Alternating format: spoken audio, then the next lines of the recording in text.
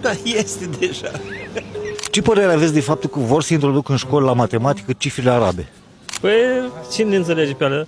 Pot să le introduc, dar nu știu, dacă vreau cu elevii să înveț cifrele arabe. Ce adică să... Cum au băgat și asta, istoria evreilor? De ce au băgat asta? Oare cine e divină? Pe cine e divină? De ce bagă istoria evreilor?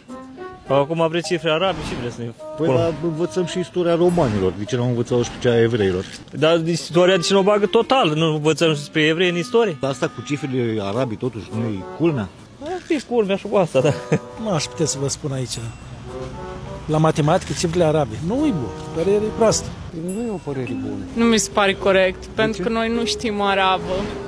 Adică ce rost are, n-are nicio logică. Nu e normal. Arabe. Să nu le înveți pe astea la altă. Da, este deja. Da, ele sunt cifrele arabe, totdeauna matematică.